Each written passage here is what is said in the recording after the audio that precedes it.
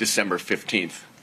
My Aunt Betsy turned 100 years old yesterday here in Iowa City, and we had a great celebration. It's always great to be here in Iowa City, but that was a special day for all of us. Look, these are uncertain times for Iowans and for all Americans. This is the biggest election in our lives. As we round out the year, we Democrats have to take a hard look at ourselves and ask, how do we win? Last week, Donald Trump stood before the Israeli-American Council and said, and I quote, "You are brutal killers.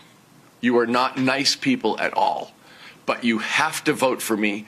Even if you don't like me, you're going to be my biggest supporters because you'll be out of business in 15 minutes if the Democrats get in." His words were hateful and anti-Semitic, and his premise is totally false.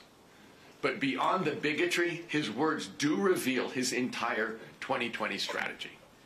To win, Donald Trump will stake his campaign on his so-called strength, which is the economy.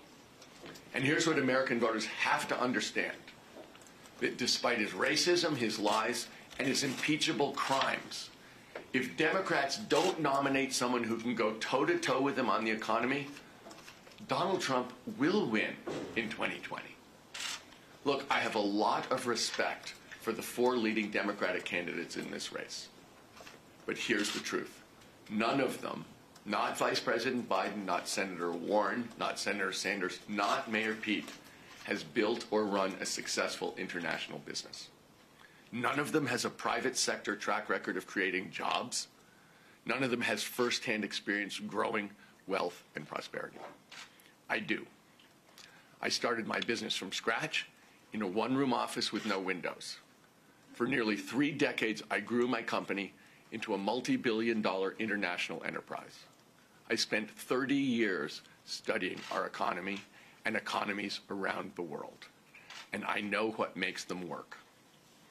The Democratic Party and America needs a nominee who can go to Iowa and Michigan and Wisconsin and places all over this country and credibly talk about growth and prosperity. A nominee who can deliver a compelling narrative that puts people over profits. A nominee who can square up to Donald Trump and actually beat him on the economy. I believe that my experience and my track record make me, the Democrat, best prepared to be that nominee. Let's be clear. In 2016, we nominated the most experienced and qualified candidate in history, a person who I greatly admire. And Donald Trump still prevailed. If Democrats want to win in 2020, we need to realize that Donald Trump is a different kind of candidate who presents different challenges than anyone who has come before him. Conventional wisdom isn't going to work against Trump. We need new thinking and we need new leadership. And we know this will come down to the economy because presidential elections always do. So let's start by acknowledging another truth.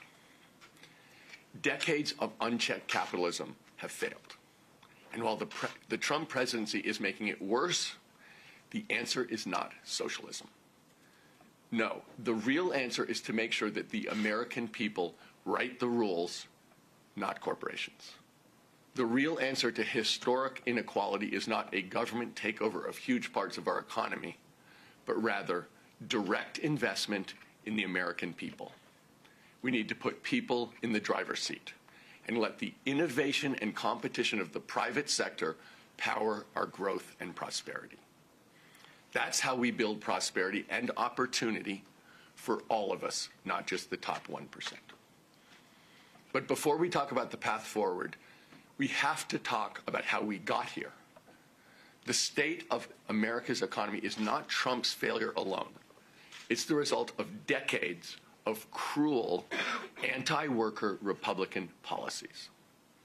Republicans told us that trickle-down economics would grow opportunity for everyone. But they were lying.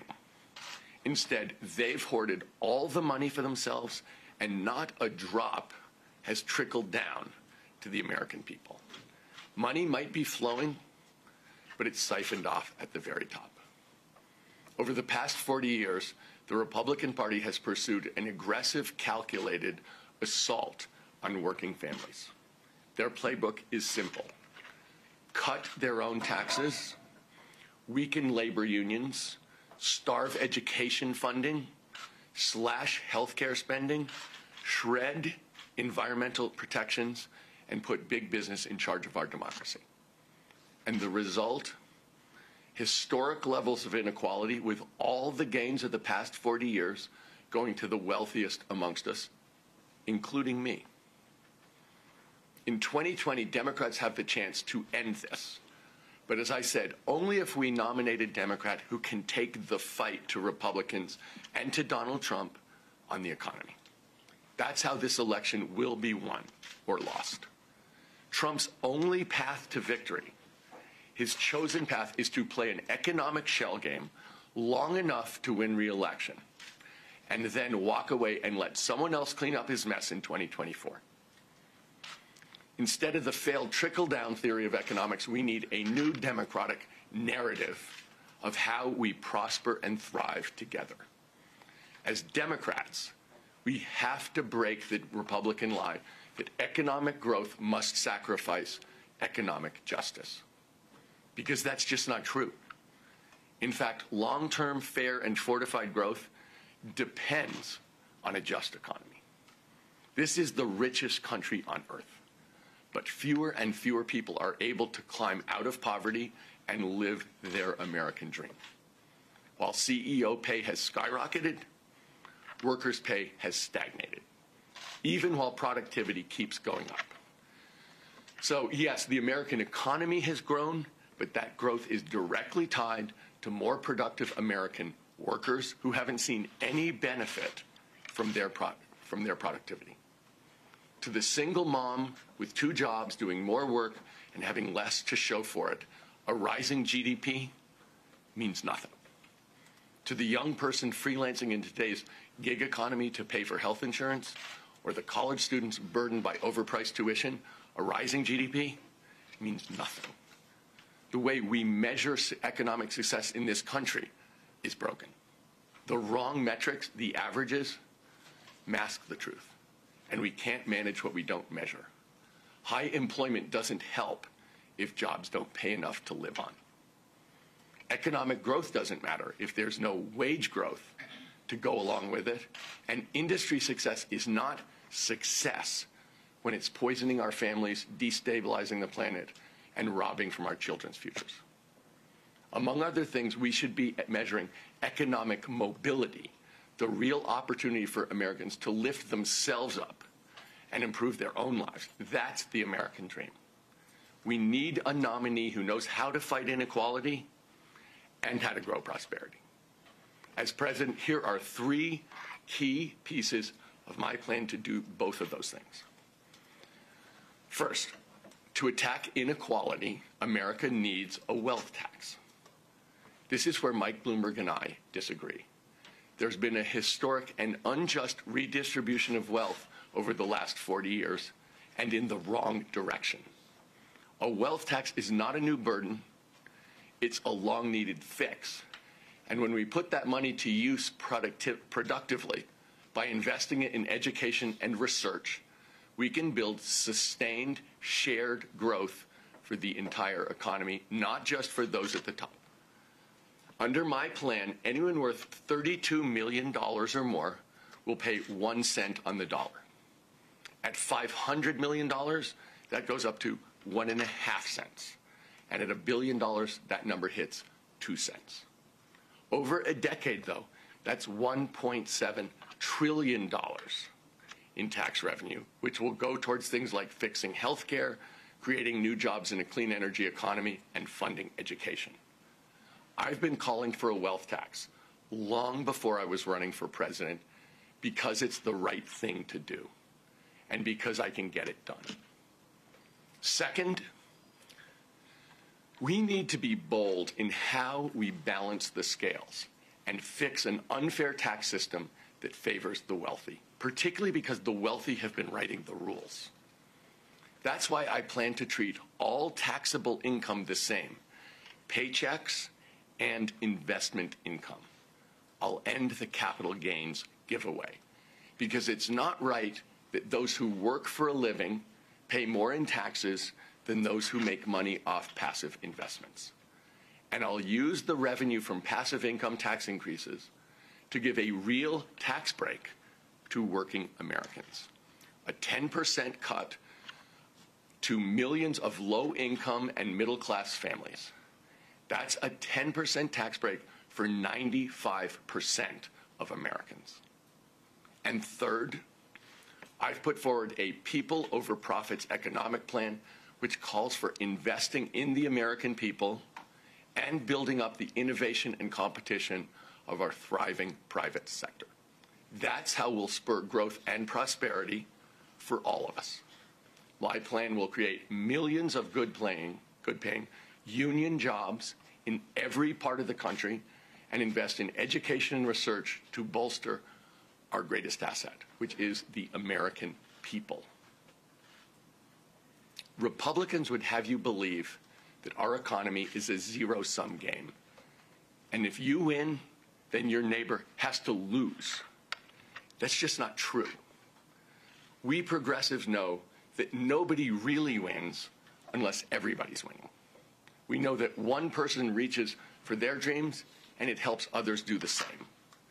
We know that we're all in this together is a much better philosophy than you're on your own. There's something else I have a track record on. I know what it takes to break the corporate stranglehold on our democracy. The same takeover that keeps us from a government that's truly of, by, and for the people. For 10 years, I've been organizing and empowering Americans to beat corporations and take back our power. Every step of the way, organized labor has been my first and best partner.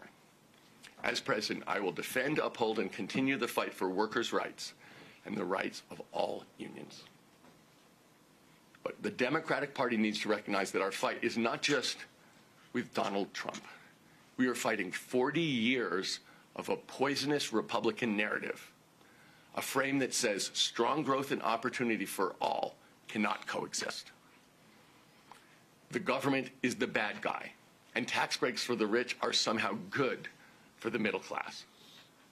But just like Donald Trump's promises, none of that is true. Donald Trump promised to bring back manufacturing jobs, but passed a tax bill that shipped jobs overseas. His tax break for the wealthy hurts working people. His trade war alone has cost Iowans millions, and Iowa farm bankruptcies are at their highest since 2011. Trump's pattern of fraud is simple. He's treating the American people and the American economy like one of his Atlantic City casinos. He runs up the debt, he flirts with bankruptcy, he sticks us with the bill, and he moves on to swindle his next mark. You know, sometimes people ask me, you're a businessman just like Donald Trump, how are you any different? Well, I'm here to tell you, I couldn't be more different. Donald inherited hundreds of millions from his dad and lost it in bankruptcies, lost jobs, empty promises. He leaves failures and broken homes in his wake. He takes advantage of the good-willed and hardworking. He does well because others fail. I'm the exact opposite. I didn't inherit a dime. I spent my life as an investor, and I was good at it. When others put their trust in me, I found shared opportunities, and we shared in success. I'm a business person who respects the right to organize. What America needs is someone who knows how to grow prosperity for all. We need a president who will invest in the American people and put their interests first every time. Look, I want to acknowledge that every Democratic candidate shares core values on fairness and equality and access to opportunity, on affordable health care and a living wage as a right. It's a long list. Donald Trump will continue to embrace racism and misogyny and hate. That much is clear. His biggest and only play is to point to his so-called economic success, his fake economic success. And we as a party cannot and must not give him that chance. He's a con man. and I know I'm the most qualified to see through his game. I know I can expose him for the fraud that he is, and in 2020, I know I can beat him. People have asked me time and time again why I'm running for president.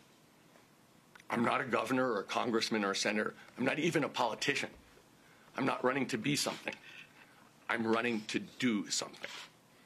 The potential of our American promise is limitless, but only if we can take back our rights and our freedom. The most heroic version of America is one where the people and only the people write the rules and determine our own destiny. And that's why I'm running, to do everything in my power to defend that promise, to finally restore a government that is truly of, by, and for the people. Thank you very much.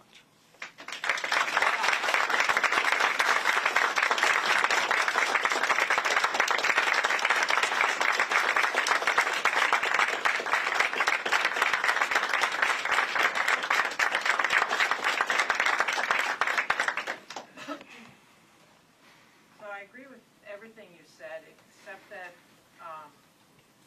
how do you counter Andrew Yang's argument that all the good you could do with your proposals just won't go far enough because of the changing economy, the automation of our workplace, the fact that we'll have driverless trucks in 15, 20 years, you know, that it's what would have worked maybe in 1985, but it's not what's going to work now. We need an even bolder, newer vision.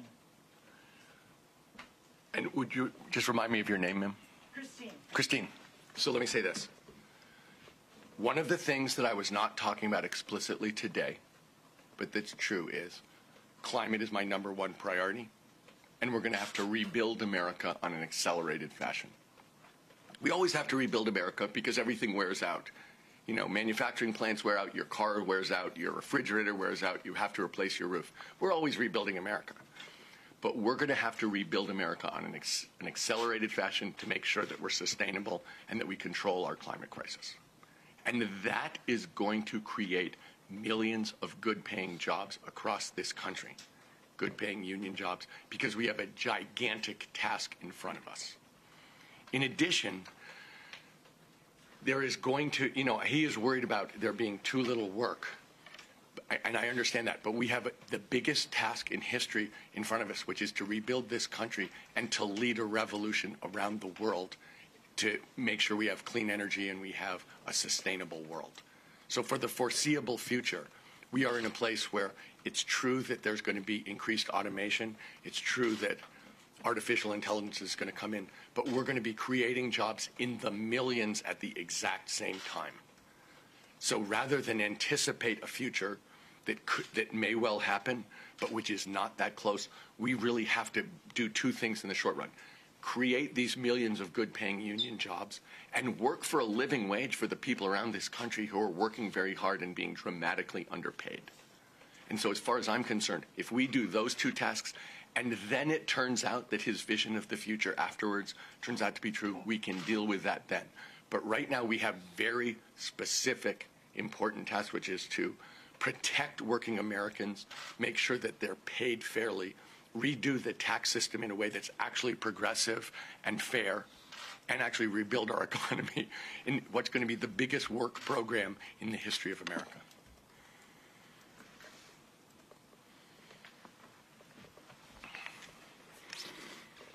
Hello.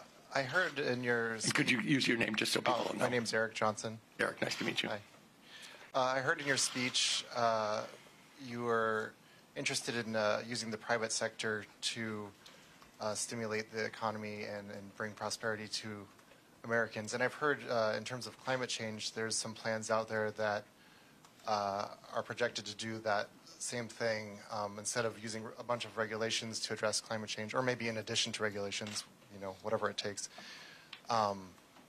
There's some plans to put a price on carbon and take that money and then send it back to each household in the U.S. and kind of create this market incentive to do something about climate change. And I was wondering if you considered that sort of idea as part of your plan. So, Eric, let me say that our plan does not include a price on carbon, although I'm not opposed to it. I can say that in California, we've had over a decade to see what drives actual behavior towards clean energy, what drives behavior towards building efficiency, and what drives clean energy, drives the world towards a different transportation system. We have a price on carbon in the context of a cap and trade system, but we also have put in rules for all of those things, how we generate energy, transportation, and building codes. So we've actually seen, I'm not opposed to a price on carbon, but it has not dramatically impacted behavior. It has raised money, and it has marginal impact on behavior, but the things that have really driven behavior and gotten the answers we need are actually regulations, is to say, this is how we're going to generate energy. This is how, the kind of cars we're going to produce. This is the buildings we're going to have. So I'm not opposed to it, but what I've seen in the real world is that the promise of the market that we can do this in effect without making decisions and just let the market mechanism work hasn't been that effective. And so looking at that, that's why I'm not opposed to it, because it does have some positive impact and it does raise money. But using that as the centerpiece of how you're going to actually drive this change is something that I don't think is going to, I actually don't think it's going to work. And I think that, what we're going to need is actually just to make some decisions and some rules and say to the private sector, go thou and prosper within these rules that work for the people of the United States.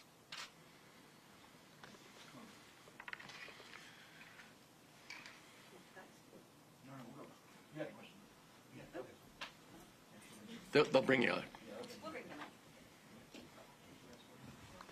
Thanks. Mr. Steyer, Steve Oval. Steve. Your third point included a commitment to invest in people. Yeah.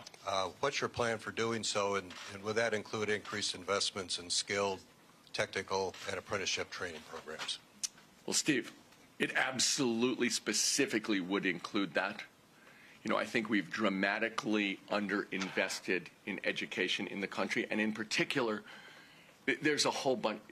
We invest in K through 12 education in a way that's particularly unfair to kids who live in low-income districts. And the federal attempts to equalize that through Title I I completely support, but aren't nearly enough. I'm entirely in favor of pre-K, fully accessible pre-K to every kid in America, because I understand what a great investment it is in their future and our future. I've talked within the last week specifically about a policy, a historically big policy to support historically black colleges and universities with $125 billion over 10 years. Because very much for the reason you're saying, but even more with some other ideas within it, we need to make sure that we're supporting the institutions that provide opportunity to young people in our society who are disadvantaged. And I use as an example historically black colleges and universities because they were organized in the first place to allow opportunity to young people who were specifically legally prevented from attending mainline universities in their states. They've produced over half of the African American judges, doctors, engineers, and teachers, and they've been starved for capital. Had some of the highest tuitions because they don't have big endowments for obvious reasons, and are being starved of their state support. So in fact, that's a perfect example, as are the community colleges in my home state of California, which currently have 2.2 million kids going there with the opportunity, and really gives low-income kids a real chance to get the skill training that they need, maybe to catch up on what didn't happen in high school, and specifically gives them a shot at a 4-year institution. So yes, I am a believer in more money into education, a broader mandate for what we're trying to accomplish, support of teachers, both in terms of income, but also in terms of the time they have to prepare, wraparound services in schools, the so-called community model of schooling, where you have a nurse, mental health facilities, food, healthy food, which is something that Kat Taylor and I have worked on for years to make sure that kids are fed and in a healthy way. So this is something I look at education as not a cost, but an investment. That the teachers are the stewards of the future of the United States, and actual prosperity to me is giving those young people the chance to be as productive as possible, to raise the productivity of the whole economy and the whole country, to give them the freedom to live up to their opportunity fairly, so that there's mobility, so kids from low-income families have a chance to move up. This is something where I believe the Republican attitude of cut taxes and the next thing they do is cut education is profoundly anti-prosperity. It's profoundly anti-growth. It's, of course, deeply unjust. There's an implication in there of racism, given the past history, which is one of the reasons I specifically cite historically black colleges and universities as important institutions of change, mobility, and opportunity and justice. So that's a long answer to your question, but as you can tell, when we think about prosperity, we got to start thinking about it completely differently. We have to start thinking about prosperity being the success of American people and enabling that, supporting it, and investing in it. We're going to take a couple questions from the press.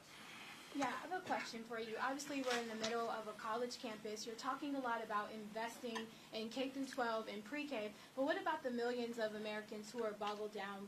The student loan debt, $1.6 trillion. It's on the rise, but I haven't heard you talk much about how your economic policy will help with those students who are boggled down. Some of your colleagues, or some of the people you're running against, Senator Elizabeth Warren, Senator Bernie Sanders, talking about canceling student debt. Is that something you would consider in terms of your economic policy? So let's talk about student debt in general. I'll give you the exact policy, but let's put it in a context.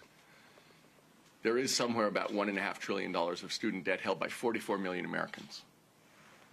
Half of the young people delay either getting married or having kids because of that student debt.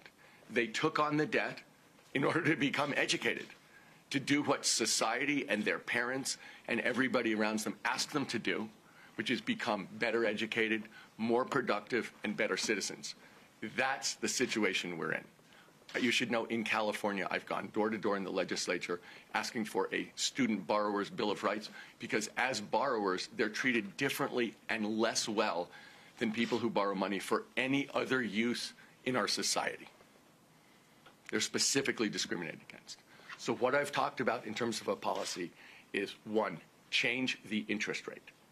The average interest rates are ridiculously high, so you're not paying back your student debt.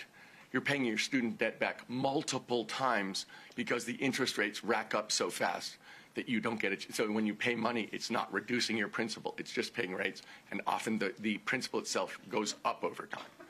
One is change the interest rate to 1%. Two is, for people, I'm in favor of 2 years of free college, which is what we have in California.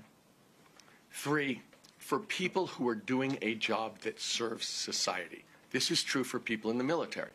If you're in the military for 10 years, your loan gets forgiven. It's part of your pay. That supposedly happens for other people, but it actually doesn't happen in the real world. For teachers or for nurses or for social workers, people who are doing jobs for the benefit of society where they're not at all maximizing their income, part of their pay should be a forgiveness of their student loan over 10 years, the way it is for military personnel, because that's part of their pay as a result of them doing work for society. So what you end up with that is a situation where it's not free, but in fact we're giving people a chance to pay it down one time if you get 2 years free, and if you in fact are doing something that serves society specifically, it gets paid down over time as part of your pay. Take one more question from the press. Mr. Steyer, you have talked about a lot about your businessman credentials, and you say that you are one of the few candidates that can credibly talk about creating economic opportunities for Americans. But the question that I have is that you said in 2016 that the Democratic Party nominated the most experienced candidate, that you have ever seen. Should the government be run like a business?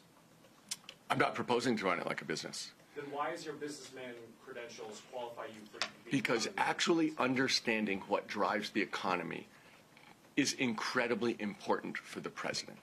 It's a question of understanding, in fact, what creates prosperity for a country, and what, more than that, what creates prosperity for the people of the country. So in fact, when we're looking forward, what we've seen is 40 years of economic growth as a country, which is not bad. The problem has been that the way that that money has been shared is terrible. That in fact, working people haven't had a raise for 40 years. So what we're talking about is, can we continue growth overall, but in a way that shares it across society so that people get the benefit of their participation and their contribution to American growth and prosperity. And that's something which we are going to have to be able to accomplish, which hasn't happened for 40 years. So in fact, there's something that's gone profoundly wrong in this country economically, at the same time that we've been kind of bragging about how good we are economically. But if you go, so you can show that in numbers, but I think much more than showing it in the numbers. I've been traveling around this country full-time for 7 years, organizing people, registering people on college campuses, running impeachment town halls, and now running. And what you can see is terrible stories about people being mistreated by this system because of the way it's set up. And my entire goal on this is to make sure that ends as fast as possible.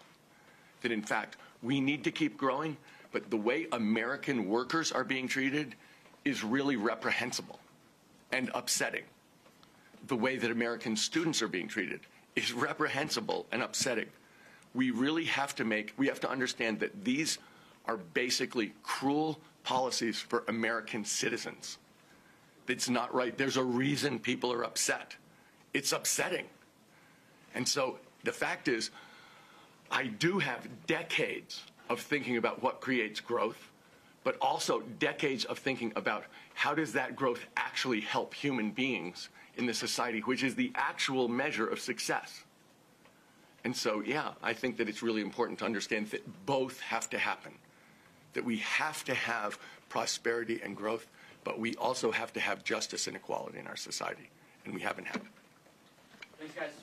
Tom's going to be sticking around afterwards for folks in the audience who have additional questions.